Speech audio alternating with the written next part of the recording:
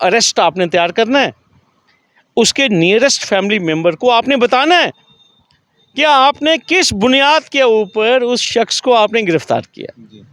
आप मुझे बताइए, आप उनको रात को 10:30 बजे उठा के ले गए, आप बताइए क्या आपने मेमो ऑफ अरेस्ट दिया उनकी फैमिली को? अभी तक शेख साहब को मालूम नहीं है कि वो किस जुर्म में, किस एफआईआर में, किस इंक्वायरी में उनको गिरफ़्तार किया गया। तो क्या ये सुप्रीम कोर्ट के उस फैसले की उल्लंघना नहीं है? उसी फैसले में सुप्रीम कोर्ट ने लिखा है कि आपने इमीडिएटली उस शख्स को मेडिकल एग्जामिनेशन के लिए नियरेस्ट हेल्थ इंस्टीट्यूशन में ले जाना है। हर किसी के लिए ये कानून है, ये कानून आम और ख़ास के लिए, सबके लिए है। मुझे इस बात का अचंभा नहीं है, अगर खुदा ना खास्ता, देखिए no one is above law, ठीक है। अगर एसएचओ साहब ने या पीर मिठा पुलिस ने अपनी ड्यूटी की है वो कर सकते हैं, स्टैट्यूटरी ड्यूटी है, ठीक है। लेकिन आप शेख साहब को इन्फॉर्म तो करें कि भाई हम आपको क्यों गिरफ़्तार कर रहे हैं। एक सीनियर सिटीज़न को, एक वाइट कॉलर आदमी को आप 10:30 बजे उठा रहे हैं उसके घर से, क्या उसकी कोई रिस्पेक्ट नहीं है? उसकी कोई डिग्निटी नहीं है? इसी जम्मू के आप देख रहे हैं न्यूज़ सैर इंडिया और मैं हूं अरफाज अहमद डैंग। आज की खास मुलाकात में हमारे साथ मौजूद हैं advocate Shaikh Shakeel sir. Sir स्वागत है आपका न्यूज़ सैर इंडिया में। बहुत शुक्रिया डैंग साहब, आपका बहुत शुक्रिया। शकील सर, आपने कुछ दिन पहले एक वीडियो देखी होगी जिसमें फॉर्मर एमपी और 2 बार एमएलए रहे शेख अब्दुल रहमान साहब, उन्होंने अपनी ग्रीवेंस जो है मीडिया के थ्रू जो है रखी थी और जिसमें उन्होंने कहा था कि इस एज में उनको जो है रात को थाने में बिठाया गया और दूसरे दिन 5 बजे जो है उनको मुचलके पे छोड़ा गया। एज एन एडवोकेट कानूनन क्या ये जायज़ है कि फॉर्मर एमपी रहे, 2 बार एमएलए रहे, बेस्ट लेजिस्लेटर का अवार्ड उनको मिला हुआ है, तो कैसे देखते हैं? और इस उम्र में 91 साल की उम्र। डैंग साहब, सबसे पहले तो मैं आपको बताऊंगा, शेख अब्दुल रहमान जो हैं वो किसी तारुफ के मोहताज नहीं है। बेहतरीन ओरेटर, स्पीकर, एक स्टेट्समैन। मैं उनको सियासतदान तो मानता नहीं हूँ, एक अच्छे इंसान, हमेशा गरीब आदमी की मदद के लिए तैयार, बिना मज़हब व मिल्लत। उस शख्स को रात को 10:30 बजे उसके बेड से उठा के ले जाना और जाके पुलिस स्टेशन में सुलाना और दूसरे दिन 3:30-4 बजे छोड़ना, मुझे समझ नहीं आई कि एक 91 साल के बुज़ुर्ग से, जिसको जम्मू कश्मीर की लेजिस्लेटिव असेंबली ने 2012 में बेस्ट लेजिस्लेटर डिक्लेयर किया। मैंने आपको जैसे कहा कि शायद ही इतना अच्छा मुकर्रर हमारी रियासत जम्मू कश्मीर में हो। काफ़ी लोग हैं जो बड़ा अच्छा बोलते हैं असेंबली में, बेग साहब हो गए, तारिक आमिर साहब हो गए, मतलब जिनको सुनने में मज़ा आता है। उस शख्स को जिस तरह इन्होंने ह्यूमिलेट किया, रात को 10:30 बजे उठाकर, और उसके बाद दूसरे दिन छोड़ा, तो आप ही ने शायद उनका, शेख साहब का जो इंटरव्यू है मैंने सुना कि उन्होंने शायद नेक्स्ट डे सैटरडे को शायद कोई फ़लस्तीन के लोगों के साथ, वहाँ पे जो शहीद हुए हैं बच्चे, औरतें, उनके साथ इजहार हमदर्दी का शायद कोई प्रोग्राम रखा हुआ था, शायद महाराजा हरि सिंह पार्क में।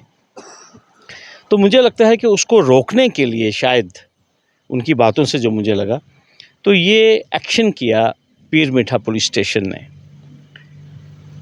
एक 91 साल के बुज़ुर्ग जिनको अब चलना भी मुहाल है, उनको इस तरह से ले जाना और फिर उस तरीके से ले जाना कि उनकी इज़्ज़त का, उनके प्रोटोकॉल का ध्यान नहीं रखना, उनको ग्राउंड्स ऑफ अरेस्ट नहीं देना, उनको डॉक्टर के पास नहीं ले जाना। और फिर उसके बाद मुझे एक चीज़ समझ नहीं आई कि क्या ऑब्जेक्ट था पुलिस का जिसको वो अचीव करना चाहते थे। पूरे देश में लोग फ़लस्तीन के साथ हैं, गवर्नमेंट ऑफ इंडिया का भी स्टैंड आया है, भारतवर्ष तो वहाँ पे रिलीफ भी भेज रहा है, ठीक है। तो फिर उसके बाद अगर वहाँ पे कुछ लोग इकट्ठे होते 10-20, तो अगर वो फ़लस्तीन की में वहाँ पे जो ज़्यादतियाँ हो रही हैं लोगों के साथ, अगर वो उस चीज़ के ऊपर बात रखते या उनके साथ सॉलिडेरिटी एक्सप्रेस करते, मुझे नहीं लगता कोई खुदा ना खास्ता कोई जम्मू में कोई नुक्से अमन होता या कोई लॉ एंड ऑर्डर प्रॉब्लम होती। और सबसे बड़ी बात डैंग साहब ये है कि ये कहने की बात नहीं है कि हम बिगेस्ट डेमोक्रेसी हैं वर्ल्ड की, जमहूरियत है।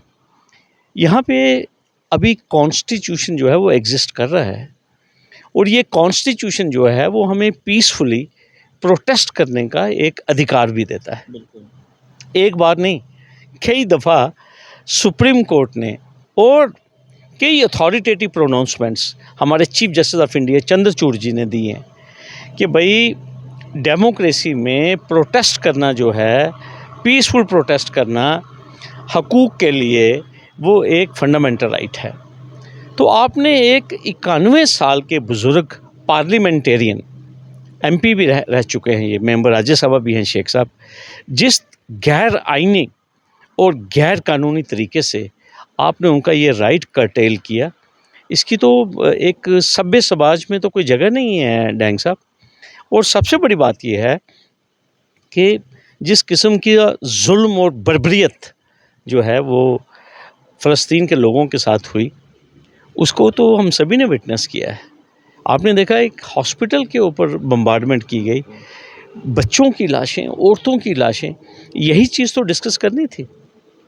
तो इसके लिए इतना बड़ा एक्शन और एक जम्मू कश्मीर के हाईली रिस्पेक्टेड लीडर के साथ, जिसने कभी नहीं देखा कि उसके दरवाजे पे हिंदू है, मुस्लिम है, सिख है, ईसाई है, दलित है, सबके साथ वो, चाहे उनको आप सेक्रेटेरिएट में देखेंगे, कहीं पे भी देखेंगे, हमेशा लोगों की आवाज़ जो है वो बनते हैं।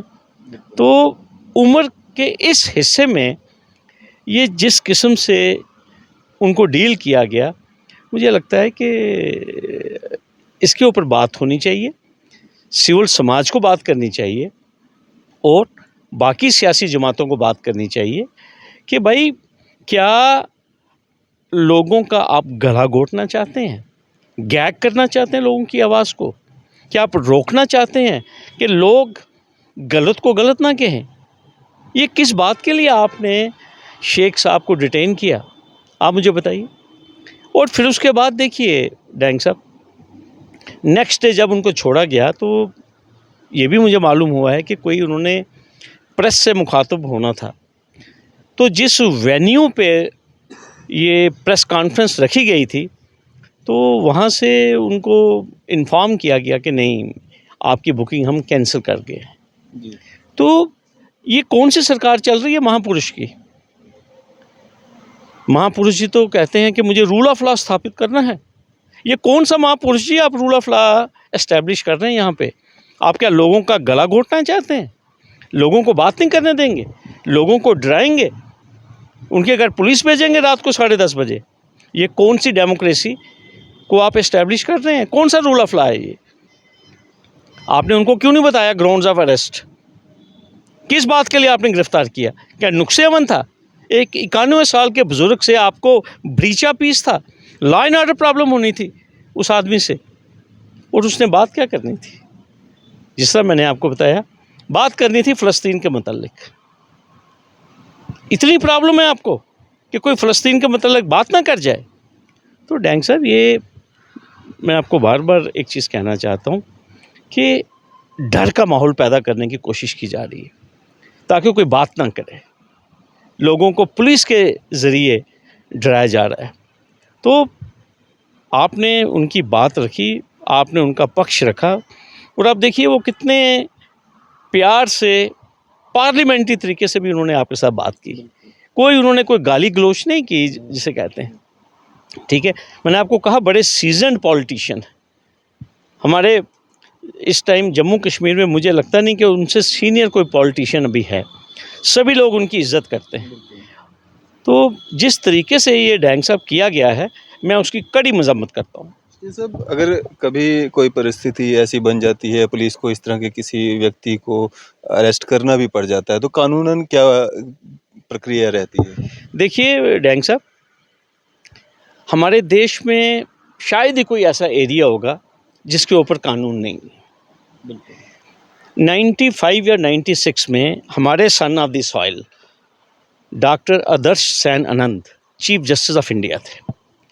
उन्होंने एक बड़ी अथॉरिटेटिव जजमेंट दी सुप्रीम कोर्ट में, DK Basu versus State of West Bengal, जिसमें आनंद साहब ने वो जजमेंट को ऑथर किया है, जिसमें उन्होंने बताया है कि आपने किस तरह किसी शख्स की गिरफ्तारी करनी है, और उन्होंने कोई 11-12 गाइडलाइंस लेट डाउन की हैं सुप्रीम कोर्ट ने, और सुप्रीम कोर्ट ने उस जजमेंट को सर्कुलेट किया था पूरे देश में तमाम चीफ सेक्रेटरीज को, DGs को, कि हर थाने में ये जो जजमेंट है इसकी गाइडलाइंस होनी चाहिए कि जो ही आप किसी को गिरफ्तार करते हैं तो उसका एक मेमो ऑफ अरेस्ट आपने तैयार करना है, उसके नियरेस्ट फैमिली मेम्बर को आपने बताना है कि आपने किस बुनियाद के ऊपर उस शख्स को आपने गिरफ्तार किया। आप मुझे बताइए, आप उनको रात को 10:30 बजे उठा के ले गए, आप बताइए क्या आपने मेमो ऑफ अरेस्ट दिया उनकी फैमिली को?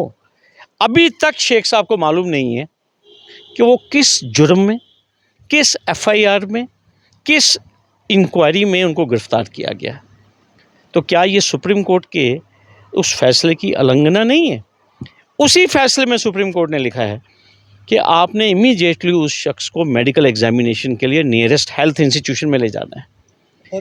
हर किसी के लिए ये कानून है, ये कानून आम और ख़ास के लिए, सबके लिए है। मुझे इस बात का अचंभा नहीं है, अगर खुदा ना खास्ता, देखिए no one is above law, ठीक है, अगर SHO साहब ने या पीर मिठा पुलिस ने अपनी ड्यूटी की है वो कर सकते हैं, स्टैट्यूटरी ड्यूटी है, ठीक है, लेकिन आप शेख साहब को इन्फॉर्म तो करें कि भाई हम आपको क्यों गिरफ्तार कर रहे हैं।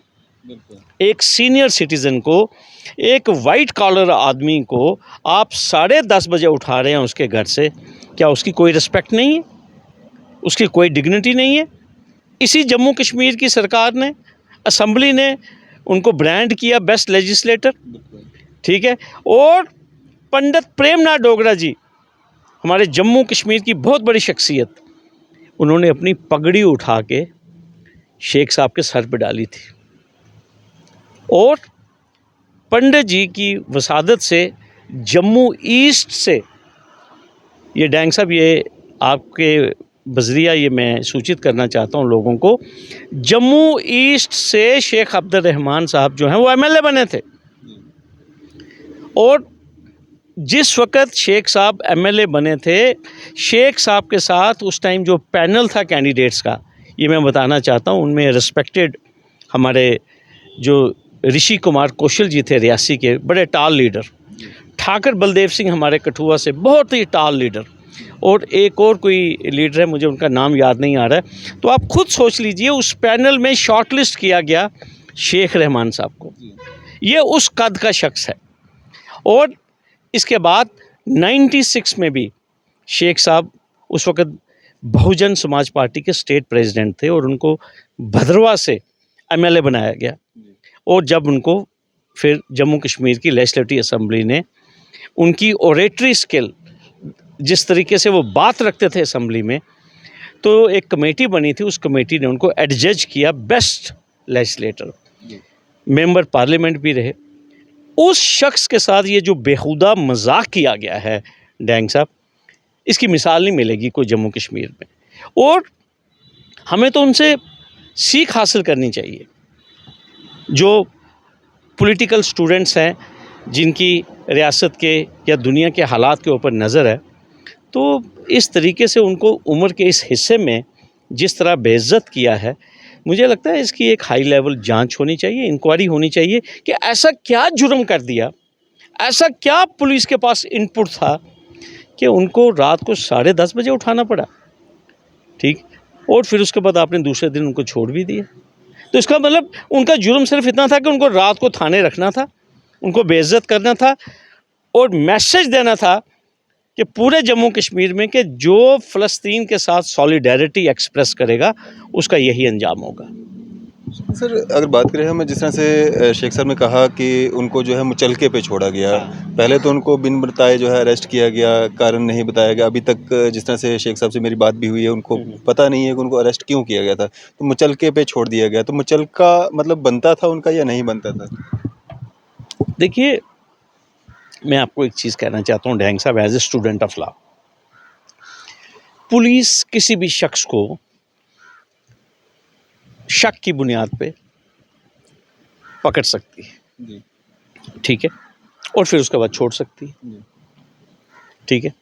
पुलिस ये कहे कि भाई हमें शक है और किसी भी शख्स को डिटेन कर सकती है, लेकिन जिस तरीके से उनसे मचलका लिया गया, ठीक है, ये तो पुलिस को बताना पड़ेगा कि मचलका आपने उनको छोड़ा, क्या नुक्से अमन पे छोड़ा, क्या उनकी वजह से कोई ब्रीच ऑफ पीस था, तो ये बताना पड़ेगा आप। अल्टीमेटली मुझे लगता है कि शायद शेख साहब कंटेम्पलेट कर रहे हो कुछ ना कुछ जो भी है, और पुलिस भी कुछ ना कुछ बुनेगी इसमें, मैं आपको एक चीज़ कहूँगा।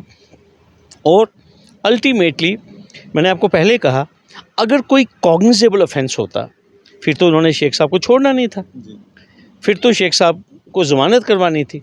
तो इसका मतलब उनके खिलाफ़ कोई ऐसी सीरियस बात नहीं थी। तो ये बस कहीं से टेलीफोन आया ऊपर से कि भाई ये लोग जो हैं शायद फ़लस्तीन के शहदा के हक़ में कोई बात रखेंगे, तो शायद वो किसी बाबू को या किसी सियासी जमात के पॉलिटिकल इंटरेस्ट के ख़िलाफ़ हो, तो इसलिए उन्होंने कहा कि चलो इनको सबक सिखाया जाए थोड़ा सा, ताकि जो बाकी लोग हैं जो सोच रहे होंगे इसके मतलब बात करने के लिए, तो वो भी ये 10 बार सोचें कि हमें फ़लस्तीन के शहदा के लिए सॉलिडेरिटी एक्सप्रेस करनी है या नहीं करनी है। तो वो मैसेज इन्होंने बड़ा लाउड और बड़ा क्लियर दिया है एडमिनिस्ट्रेशन ने। तो अब कहानी आप कोई भी बना लें, जी ठीक है, कि कहानी आप कोई भी अब देखेंगे, हम भी इंशाल्लाह आपके सामने वो सारा मटेरियल लाएंगे। तो अगर उन्होंने इनको 14 घंटे में या 15 घंटे में 24 घंटे से पहले ही छोड़ दिया, तो इसका मतलब कोई इतना कोई खुदा ना खास्ता कोई सीरियस कोई मटेरियल उनके ख़िलाफ़ नहीं था। तो अदरवाइज़ आप क्यों छोड़ते हैं उनको? अगर उनके ख़िलाफ़ कोई एविडेंस था, या वो कोई देश के ख़िलाफ़ बात कर रहे थे, या कोई साजिश कर रहे थे, या आपके पास कोई ऐसे कोई इनपुट्स हैं, तो आप रखिए समाज के सामने। आप कहिए कि दिस इज़ द मटीरियल। तो अगर वो मटीरियल होता तो वो डिस्क्लोज़ करते ना उनको, शेख साहब को, जब उनको गिरफ़्तार किया गया, जब उनको डिटेन किया गया। आपने तो उनको दिया नहीं अभी तक। तो तभी मैं आपको ये चीज़ कह रहा हूँ कि डैंग साहब, लुबे लबाब यही है कि शेख साहब, जिस तरह मैंने आपको कहा, एक टावरिंग पर्सनैलिटी है। वो जिस तरह से बात रखते हैं उनसे कई लोग इंस्पायर होते हैं, ठीक है। और एक चीज़ और मैं आपको बता दूं, एक अपराइट पॉलिटिशियन रहे हैं। यहाँ लोगों ने बड़ा सियासत में पैसा बनाया, ठीक है, बड़े बड़े महल बनाए, बड़ी बड़ी कोठियाँ बनाई। अभी भी आप उनका लाइफस्टाइल देखिए, बड़ी सादा ज़िंदगी है उनकी, और 91 साल की उम्र में भी उनके अंदर खिदमत खल्क़ का जज्बा है, ठीक है। ऐसे शख्स को जिसकी हमें पूजा करनी चाहिए, जो कि मैं ये कहूँगा कि पॉलिटिकल उस्ताद हैं, ठीक है, जिन्होंने खिदमत की है, जिनको मैं ये कहूँगा कि इस स्टेज पे भी जिनके अंदर ये जज्बा है। आप देखिए, कहाँ फ़लस्तीन, कहाँ जम्मू, लेकिन उनका दिल जो है वो धड़कता है इंसानियत के लिए। तो वही इंसानियत की तो उन्होंने बात करनी थी, भाईचारे की उन्होंने बात करनी थी, अमन की उन्होंने बात करनी थी। तो लेकिन मुझे ये लगता है कि शायद कोई इशारा है कि भाई किसी को यहाँ पे बात नहीं करने देनी फ़लस्तीन के मुतल्लिक़। तो मुझे लगता है ultimately writing on the wall जो है वो यही है। चलिए, शुक्रिया हमारे साथ बातचीत करने के लिए। शुक्रिया। तो ये थे हमारे साथ एडवोकेट शेख शकील जी। आपकी इस सब पे क्या राय है? अभी अपनी राय जो है ज़रूर साझा कीजिएगा। इसी तरह की मज़ीद अपडेट्स के लिए आप देखते रहें न्यूज़ सैर इंडिया। मैं अरफाज़ अहमद डैंग, कैमरामैन शाहनवाज के साथ।